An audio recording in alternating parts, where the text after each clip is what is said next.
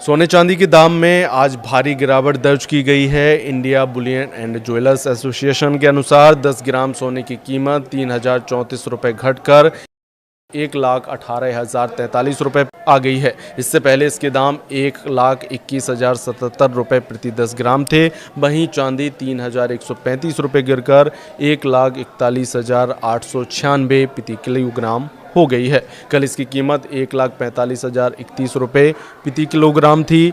IBGA की सोने की कीमतों में 3% GST, मेकिंग चार्ज और ज्वेलर्स मार्जिन शामिल नहीं होता, इसलिए शहरों के रेट्स इससे अलग होते हैं। इन रेट्स का इस्तेमाल RBI सोवरेन गोल्ड बॉन्ड के रेट तय करने के लिए करता है। कई बैंक गोल्ड लोन के रेट तय करने के लिए इसे इस्तेमाल करते हैं।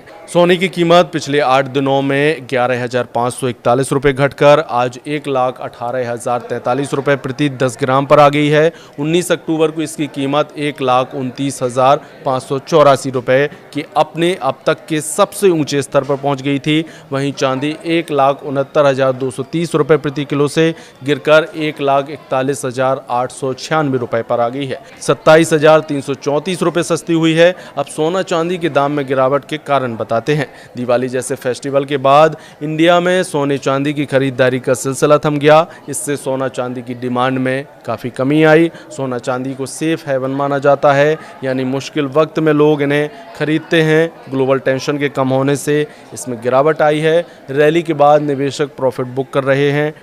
टेक्निकल इंडिकेटर्स जैसे रिलेटिव स्ट्रेंथ इंडेक्स दिखा रहे थे कि कीमतें ओवरबॉट जोन में पहुंच चुकी थीं, इसलिए ट्रेड फॉलोअर्स और डीलर्स ने बिकवाली शुरू कर दी है। लेकिन सवाल तो ये है कि क्या अभी सोने के दाम और गिरेंगे या नहीं। कई एक्सपर्ट दावा कर रहे हैं कि आने वाले समय में सोने और चांदी के दाम और गिरेंगे। इस साल अब तक सोने की कीमत 41,881 रुपये बढ़ी है।